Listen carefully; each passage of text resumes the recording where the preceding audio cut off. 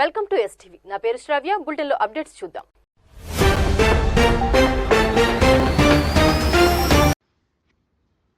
ఈ నెల 16న కర్నూలుకు రానున్న ప్రధాని మోదీ బహిరంగ సభను విజయవంతం చేయాలని శాసన మండలి సభ్యులు, టీడీపీ జాతీయ ప్రధాన కార్యదర్శి, టీడీపీ జోన్ 5 ఇన్ఛార్జ్ ఎమ్మెల్సీ బీద రవిచంద్ర పిలుపునిచ్చారు.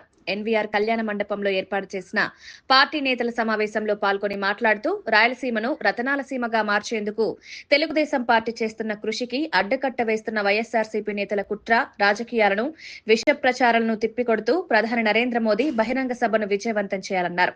దేశంలోనే తొలిసారిగా ఏర్పాటు చేయనున్న డ్రోన్ సిటీ శంకుస్థాపనను ప్రధాని మోదీ, నారా చంద్రబాబు నాయుడు, పవన్ కళ్యాణ్ ప్రారంభించనున్నారని, మిషన్ రాయలసీమకు శ్రీకారం చుడుతూ నారా లోకేష్ చేపడుతున్న సంస్కరణలతో రాయలసీమలో వైఎస్ఆర్సీపీ తుడిచిపెట్టుకుని పోతుందని బీద రవిచంద్ర చెప్పారు.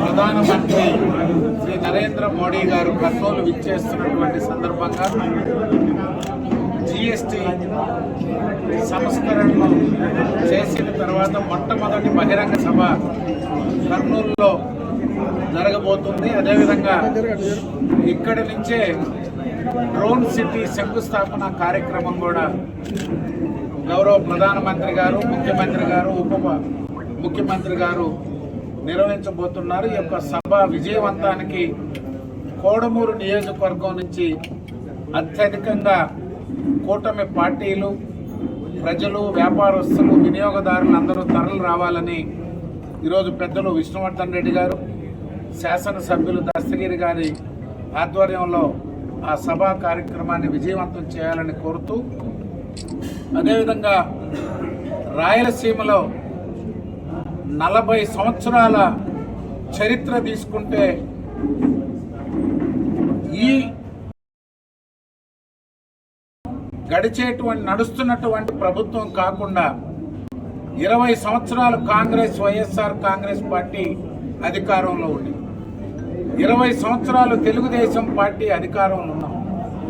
రాయలసీమలో జరిగినటువంటి అభివృద్ధి తెలుగుదేశం చేసిందా, లేక వైఎస్ఆర్సీపీ చెబుతున్నటువంటి విధంగా మరెవరన్నా చేశారు?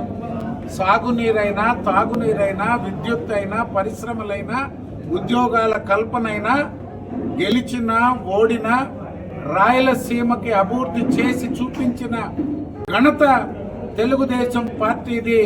అన్న నందమూరి తారక రామారావు గారు, నారా చంద్రబాబు నాయుడు గారిది. మిషన్ రాయలసీమ పేరుతో 15 నెలలుగా రాయలసీమని రతనాల సీమ చేయాలా, పారిశ్రామిక హబ్బుగా మార్చాలా, సాగునీరు, తాగునీరు సంపూర్ణంగా అందించాలనే లక్ష్యంతో నారా లోకేష్ గారు చేస్తున్నటువంటి ప్రయత్నాలతో వైఎస్ఆర్సీపీ భవిష్యత్తులో రాయలసీమలో తుడిచిపెట్టుకోబోతుందనే భయాందోళనతో, కుట్రపూరిత రాజకీయాలకు, ఓ విష ప్రచారానికి, ఓ అబద్ధపు ప్రచారాలకి శ్రీకారం చుట్టింది. అందుకే రాయలసీమపై చర్చకు తెలుగుదేశం పార్టీ సిద్ధంగా ఉంది. 40 సంవత్సరాల అభివృద్ధిపై చర్చ పెడదాం, తెలుగుదేశం ఏం చేసిందో, ఇతరులు ఏం చేశారో తెలుసుకుందామని చెప్పి తెలియజేస్తుంది. నెల్లూరు జిల్లా సంగం మండలం పెరమన వద్ద జరిగిన రోడ్డు ప్రమాదంలో మృత్యువాత పడ్డ ఇందుకూరుపేట మండలం అరుంధతివాడకు చెందిన చలగల శ్రీనివాసులు కుటుంబాన్ని ఎమ్మెల్యే ప్రశాంతిరెడ్డి పరామర్శించారు. ముఖ్యమంత్రి దృష్టికి తీసుకువెళ్లి 5 లక్షల రూపాయల ఎక్స్గ్రేషియా వచ్చేలా కృషి చేస్తారని చెబుతూ తన వంతుగా రోడ్డు ప్రమాదంలో తల్లిదండ్రులను కోల్పోయిన విశ్వంత్, సింధుప్రియల పేరిట 2 లక్షల రూపాయల ఆర్థిక సహాయాన్ని అందజేశారు. మెడికల్ కళాశాలల ప్రైవేటీకరణకు వ్యతిరేకంగా వైఎస్ఆర్సీపీ మరో ప్రజా ఉద్యమానికి శ్రీకారం చుట్టిందని, కోటి సంతకాల సేకరణతో కూటమి ప్రభుత్వ ప్రైవేటీకరణను కుట్రను అడ్డుకుంటామని వైఎస్ఆర్సీపీ నాయకులు తెలిపారు. ఆత్మకూరులో వైఎస్ఆర్సీపీ పట్టణ అధ్యక్షులు నాగులపాటి ప్రతాప్ రెడ్డి ఆధ్వర్యంలో వైఎస్ఆర్సీపీ పార్టీ కోటి సంతకాల సేకరణ ప్రజా ఉద్యమం పోస్టర్ను ఆవిష్కరించారు.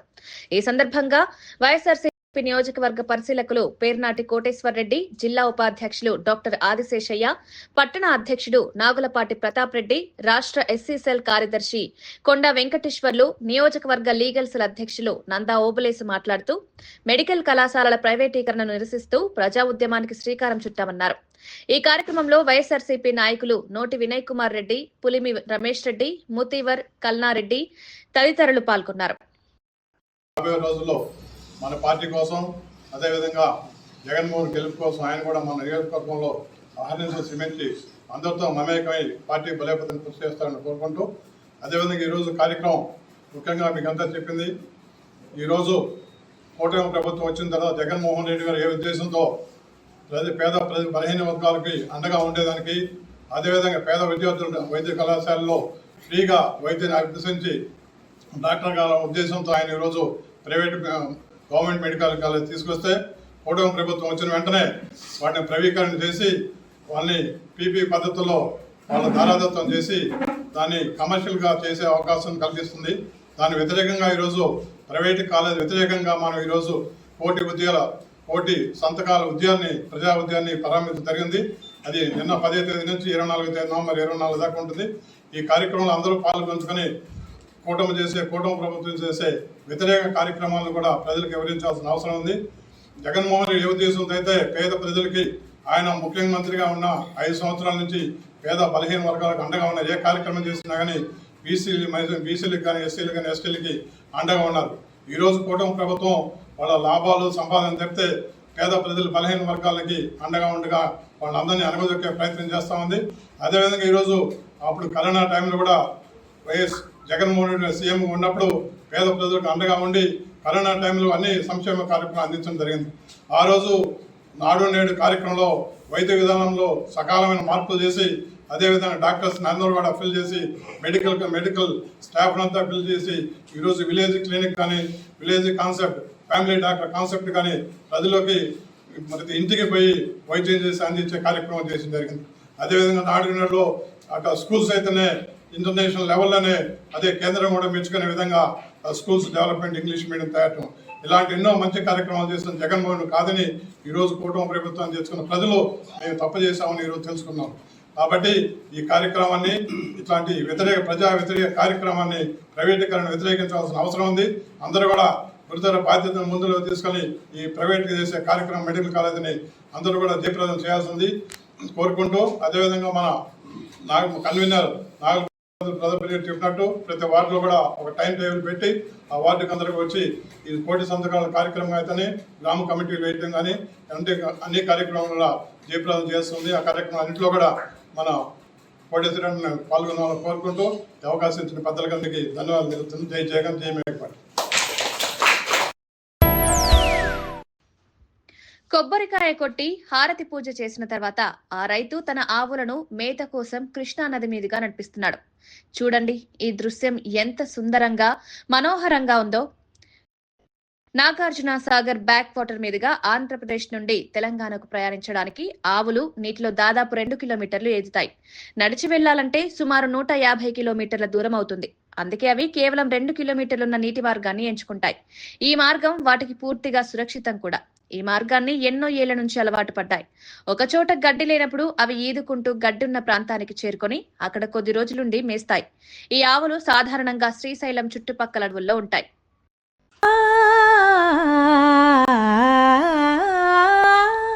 నాలో వెలిగే దీపం నీ చిరునవ్వు చిందే రూపం నిజం చెప్పవే పిల్ల ఎలాగుంది వేళ నీకెలాగుంది వేళ ఏది చూసినా ఏమి చేసినా ఏదోగా ఉంది ఏమి చెప్పనే పిల్ల భలే.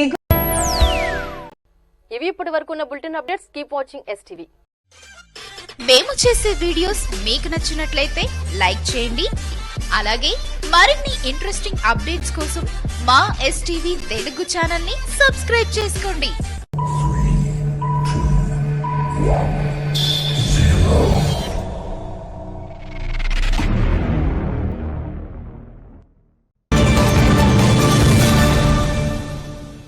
Welcome to STV. నా పేరు శ్రావ్య. బులెటిన్ లో అప్డేట్స్ చూద్దాం.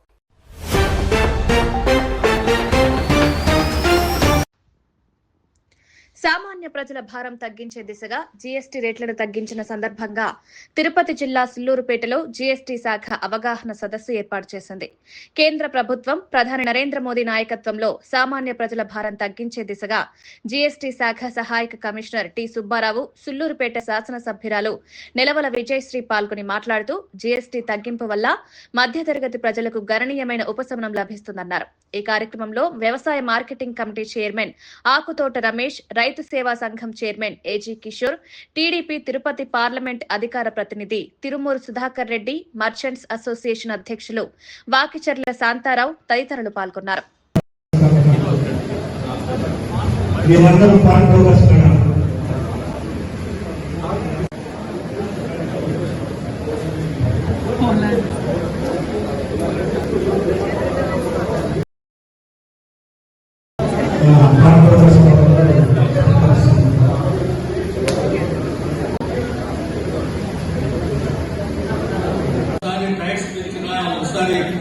ఇన్కమ్ ట్యాక్స్ అయితే ఏది ఇప్పించినా కూడా తిరిగి తగ్గించే పరిస్థితి మనం ఎప్పుడు చూడలేదు.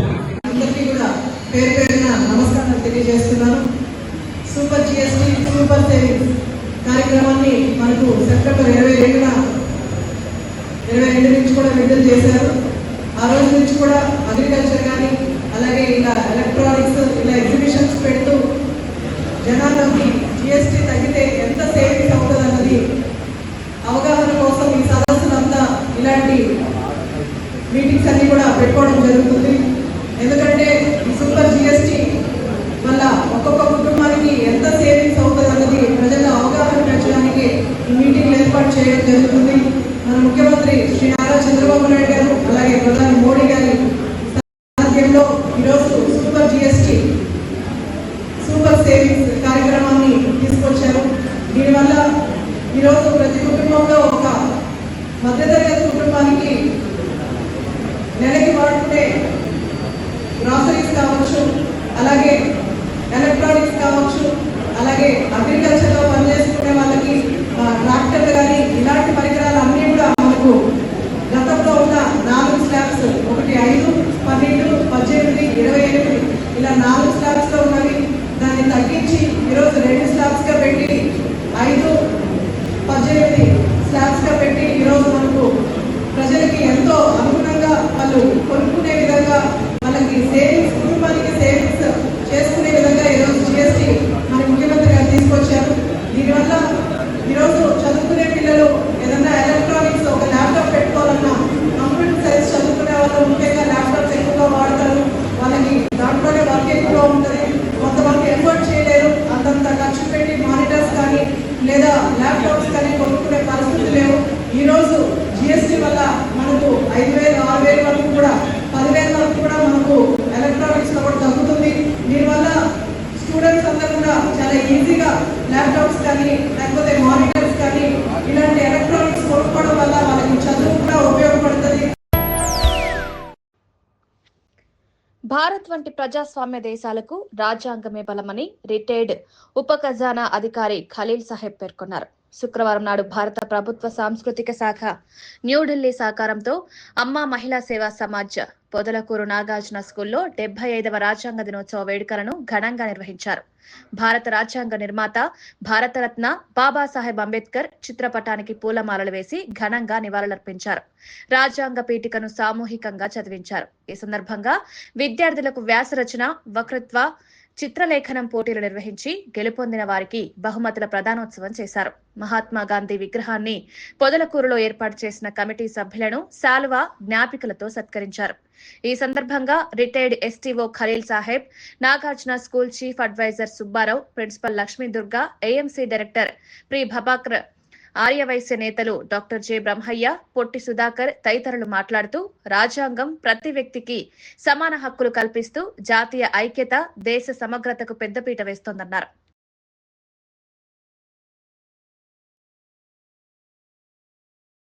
దేశాల్లో లేవు, ఓకేనా. పైగా మంది లౌకిక రాజ్యం, ఎవరికి నచ్చిన మతాన్ని వాళ్ళు స్వీకరించవచ్చు, ఎవరికి నచ్చిన మతాన్ని వాళ్ళు అవలంబించవచ్చు.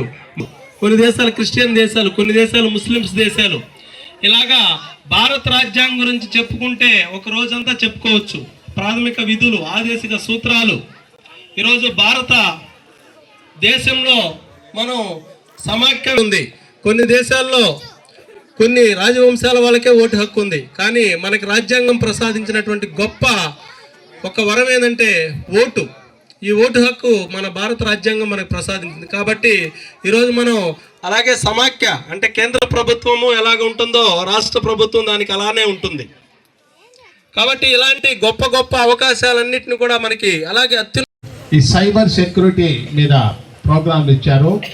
దానికి కూడా మన చంద్రసార్ ఆధ్వర్యంలోనే జరుగుతాయి కూడా. రేపు 25వ తేదీ నుంచి మళ్ళా ప్రోగ్రామ్స్ ఉన్నాయి. అందువల్ల మేము ఏదొచ్చినా ముందు చంద్రతో షేర్ చేసుకుంటాం. ఎందుకంటే చంద్ర మా దగ్గర చదివాడు, మా నేతాజీ స్కూల్లో టీచర్గా కూడా పనిచేశాడు. నాకు తెలిసి మా స్కూల్లోనే చాక్ పీస్ పెట్టినట్టున్నాడు. మా స్కూల్లోనే చాక్ పీస్ పెట్టాడు. 10th క్లాస్కి పంపించాం అప్పుడు మేము. అట్లా ఉన్నది.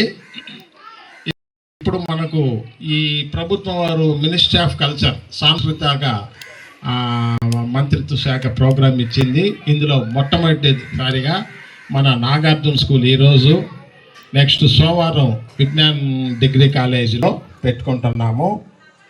మనకు ఈ యొక్క స్కూల్ని ఇచ్చి మనల్ని ఎంకరేజ్ చేస్తున్నటువంటి స్కూల్ వందనాలు తెలుపుకుంటూ ఇంతటితో సెలవు తీసుకుంటున్నాం. ఇంకో డైరెక్టర్ పిన్నెల ప్రభాకర్ అన్న గారిని, అలాగే మన ఆర్యవైశ్య టౌన్ ప్రెసిడెంట్ గుర్రం మీరా మధు గారిని సాధారణంగా స్టేజ్ పైకి ఆహ్వానిస్తున్నాం. మిడిల్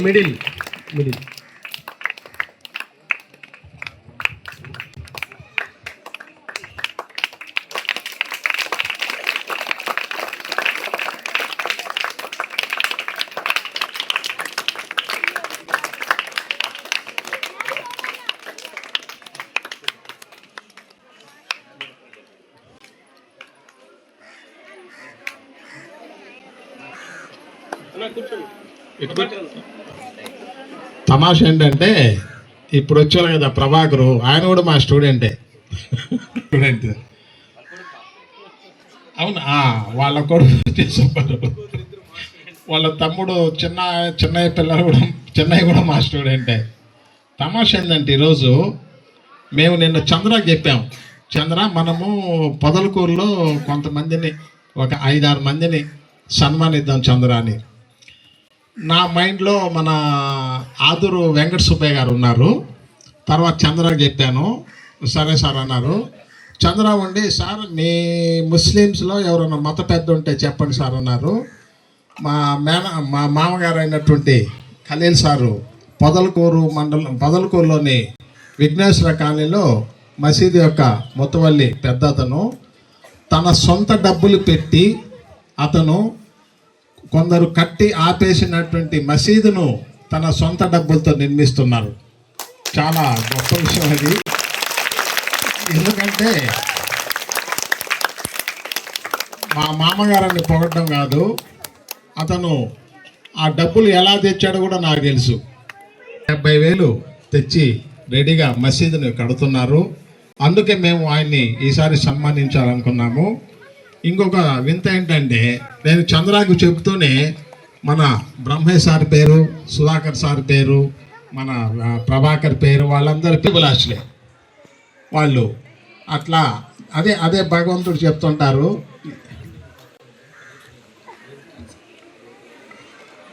అది ఇప్పుడు చంద్రబాబు సార్ చెప్పాడు. ఈ రాజ్యాంగం గురించి మనం చెప్పుకోవాలనుకుంటే దీంట్లో చాలామంది ప్రముఖులు ఉన్నారు. అందులో మన గాంధీ మహాత్ముడు గారు కూడా ఉన్నారు. మన వైశ్య ప్రముఖులందరూ కూడా కలిసి ఆ యొక్క తర్వాత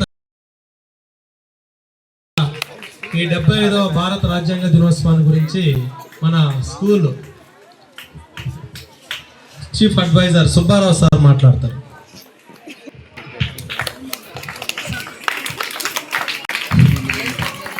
మరియు ఇక్కడికి వచ్చేసినటువంటి ఉపాధ్యాయ బృందాలందరికీ ధన్యవాదాలు. విద్యార్థులందరికీ నా ఆశీస్సులు. మొదటిగా ఈ మహోన్నతమైన కార్యక్రమాన్ని మన స్కూల్లో ఎంపిక చేసుకున్నందుకు నవరాజ్ సార్కి ప్రత్యేక ధన్యవాదాలు తెలుపుతున్నాము. మీ చప్పట్లతో వినపడలేదురా? ఇంకా జరిపాలా వెరీ గుడ్, సూపర్.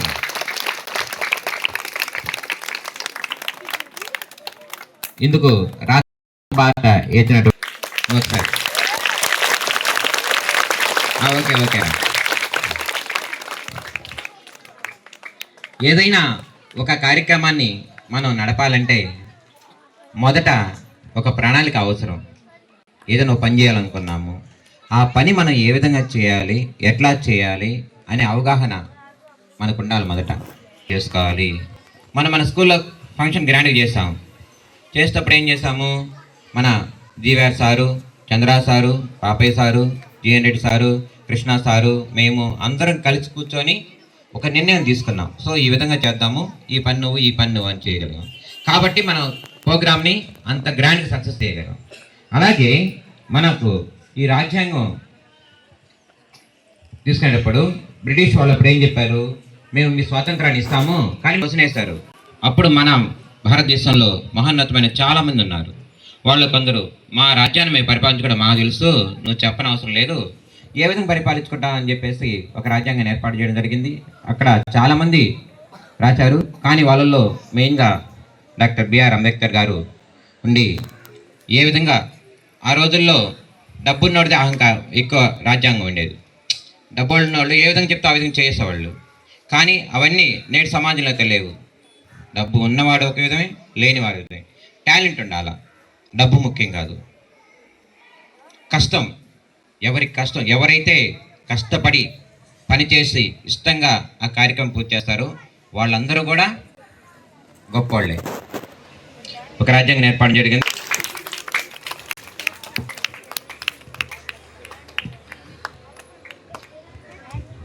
నెక్స్ట్ ఇవి ఇప్పటి వరకు ఉన్న bulletin updates. Keep watching STV. మేము చేసే వీడియోస్ మీకు నచ్చినట్లయితే లైక్ చేయండి. అలాగే మరిన్ని ఇంట్రెస్టింగ్ అప్డేట్స్ కోసం మా STV తెలుగు ఛానల్ ని సబ్స్క్రైబ్ చేసుకోండి.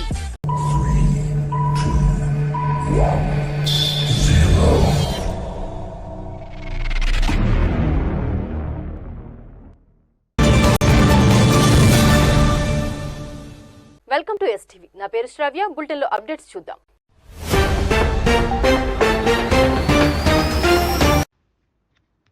అమరావతి ప్రాంత అభివృద్ధికి కీలకమైన ఏపీ CRDA భవనం ప్రారంభోత్సవానికి సిద్ధమైంది. ఈ నెల 13న ముఖ్యమంత్రి చంద్రబాబు ప్రారంభించనున్నారు. దాదాపు 3 లక్షల చదరపు అడుగుల విస్తీర్ణంలో 257 కోట్ల వ్యయంతో నిర్మించిన G+7 భవనం అధికార కార్యకలాపాలకు అందుబాటులోకి రానుంది. వైఎస్ జగన్ అధికారంలోకి వచ్చాక దాదాపు 6 ఏళ్ల క్రితం ఆగిపోయిన భవన నిర్మాణ పనులు కూటమి ప్రభుత్వ రాకతో మళ్లీ మొదలయ్యాయి. రాజధాని నిర్మాణం, అభివృద్ధికి ఈ భవన నిర్మాణం కీలకం కావడంతో త్వరితగతిన పూర్తి చేయాలని రాష్ట్ర ప్రభుత్వం నిర్ణయించింది. ఈ నేపథ్యంలోనే గడిచిన 8 నెలలుగా పనులు నిర్విరామంగా సాగాయి. ప్రతిరోజు 500 మందికి పైగా కార్మికులు, ఇంజనీర్లు, సాంకేతిక నిపుణులు నిరాటంకంగా పనిచేసి ఈ భవనాన్ని అందుబాటులోకి తీసుకువచ్చారు. ఈ కార్యాలయంలో గ్రౌండ్ ఫ్లోర్ లో ఇంటిగ్రేటెడ్ కమాండ్ కంట్రోల్ రూమ్, మిగిలిన అంతస్తుల్లో పురపాలక శాఖ మంత్రి ఛాంబర్, CRDA కమిషనర్ ఛాంబర్, పరిపాలనా విభాగం, ఇంజనీరింగ్ విభాగం, అమరావతి డెవలప్మెంట్ కార్పొరేషన్ లిమిటెడ్ కార్యాలయం, అమరావతి రాజధాని ప్రణాళిక విభాగం, రాష్ట్ర పురపాలక శాఖ ప్రత్యేక విభాగం ఉంటాయని అధికారులు తెలిపారు. అధికారుల కోసం విడివిడిగా ప్రత్యేక ఛాంబర్లు, 2-3 అంతస్తుల్లో సమావేశ మందిరాలు, భవనం పైభాగంలో ఉద్యోగుల రిక్రియేషన్ కోసం జిమ్ సెంటర్, క్యాంటీన్ వంటి ప్రత్యేక ఏర్పాట్లు కూడా సిద్ధం చేశారు.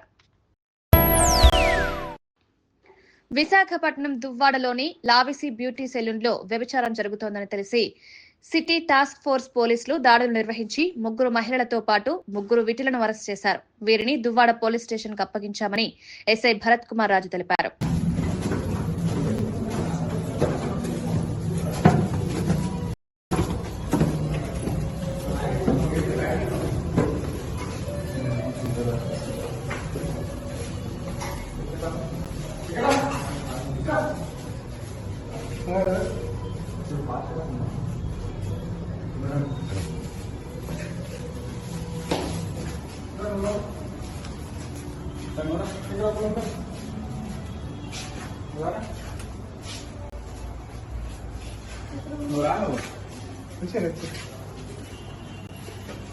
అదమ్మా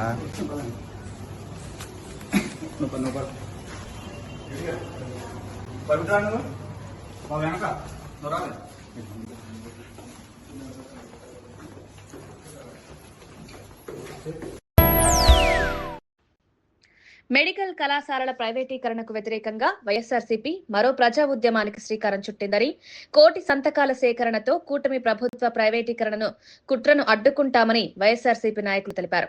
ఆత్మకూరులో వైఎస్ఆర్సీపీ పట్టణ అధ్యక్షులు నాగులపాటి ప్రతాప్ రెడ్డి ఆధ్వర్యంలో వైఎస్ఆర్సీపీ పార్టీ కోటి సంతకాల సేకరణ ప్రజా ఉద్యమం పోస్టర్ను ఆవిష్కరించారు. ఈ సందర్భంగా వైఎస్ఆర్సీపీ నియోజకవర్గ పరిశీలకులు పేర్నాటి కోటేశ్వర్ రెడ్డి, జిల్లా ఉపాధ్యక్షులు డాక్టర్ ఆదిశేషయ్య, పట్టణ అధ్యక్షుడు నాగులపాటి ప్రతాప్ రెడ్డి, రాష్ట్ర ఎస్సీ సెల్ కార్యదర్శి కొండా వెంకటేశ్వర్లు, నియోజకవర్గ లీగల్ సెల్ అధ్యక్షులు నందా ఓబులేసు మాట్లాడుతూ మెడికల్ కళాశాలల ప్రైవేటీకరణను నిరసిస్తూ ప్రజా ఉద్యమానికి శ్రీకారం చుట్టామన్నారు. ఈ కార్యక్రమంలో వైఎస్ఆర్సీపీ నాయకులు నోటి వినయ్ కుమార్ రెడ్డి, పులిమి రమేష్ రెడ్డి, ముతీవర్ కల్నారెడ్డి తదితరులు పాల్గొన్నారు. వచ్చినందుకు మనందరూ కూడా ఆనందం వ్యక్తం చేస్తూ రాబోయే రోజుల్లో మన పార్టీ కోసం, అదేవిధంగా జగన్మోహన్ గెలుపు కోసం ఆయన కూడా మన నియోజకవర్గంలో ఆహ్వానించి శ్రమించి అందరితో మమేకమై పార్టీ బలోపేతాన్ని కృషి చేస్తారని కోరుకుంటూ, అదేవిధంగా ఈరోజు కార్యక్రమం ముఖ్యంగా మీకు అంతా చెప్పింది.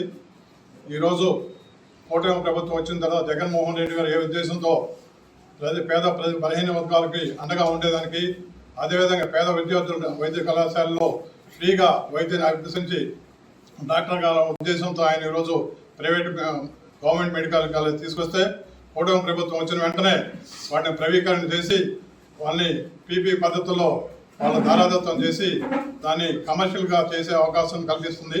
దాని వ్యతిరేకంగా ఈరోజు ప్రైవేట్ కాలేజ్ వ్యతిరేకంగా మనం ఈరోజు కోటి సంతకాల ఉద్యాన్ని ప్రజా ఉద్యాన్ని ప్రారంభించడం జరిగింది.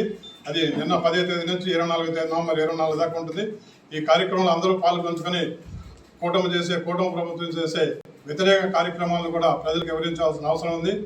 జగన్మోహన్ ఏ ఉద్దేశంతో అయితే పేద ప్రజలకి ఆయన ముఖ్యమంత్రిగా ఉన్న 5 సంవత్సరాల నుంచి పేద బలహీన వర్గాలకు అండగా ఉన్న ఏ కార్యక్రమం చేసినా కానీ బీసీలకు కానీ ఎస్సీలకు కానీ ఎస్టీలకి అండగా ఉన్నారు. ఈరోజు కూటమి ప్రభుత్వం వాళ్ళ లాభాలు సంపాదన తప్పితే పేద ప్రజలు బలహీన వర్గాలకి అండగా ఉండగా వాళ్ళందరినీ అనగదొక్కే ప్రయత్నం చేస్తూ ఉంది. అదేవిధంగా ఈరోజు అప్పుడు కరోనా టైంలో కూడా వైఎస్ జగన్మోహన్ రెడ్డి సీఎం ఉన్నప్పుడు పేద ప్రజలకు అండగా ఉండి కరోనా టైంలో అన్ని సంక్షేమ కార్యక్రమాలు అందించడం జరిగింది. ఆ రోజు నాడు నేడు కార్యక్రమంలో వైద్య విధానంలో సకాలమైన మార్పులు చేసి, అదేవిధంగా డాక్టర్స్ అందరూ కూడా ఫిల్ చేసి మెడికల్ స్టాఫ్ అంతా ఫిల్ చేసి ఈరోజు విలేజ్ క్లినిక్ కానీ, village concept, family doctor concept కానీ ప్రజల్లోకి ప్రతి ఇంటికి పోయి వైద్యం చేసి అందించే కార్యక్రమం చేసి జరిగింది. అదేవిధంగా నాడు నేడులో అక్కడ స్కూల్స్ అయితేనే ఇంటర్నేషనల్ లెవెల్లోనే అదే కేంద్రం కూడా మెచ్చుకునే విధంగా స్కూల్స్ డెవలప్మెంట్, ఇంగ్లీష్ మీడియం తయారు, ఇలాంటి ఎన్నో మంచి కార్యక్రమాలు చేసిన జగన్మోహన్ కాదని ఈరోజు కూటమి ప్రభుత్వం తెచ్చుకున్న ప్రజలు మేము తప్పు చేశామని ఈరోజు తెలుసుకున్నాం. కాబట్టి ఈ కార్యక్రమాన్ని, ఇట్లాంటి ప్రజా వ్యతిరేక కార్యక్రమాన్ని ప్రైవేటీకరణ వ్యతిరేకించాల్సిన అవసరం ఉంది.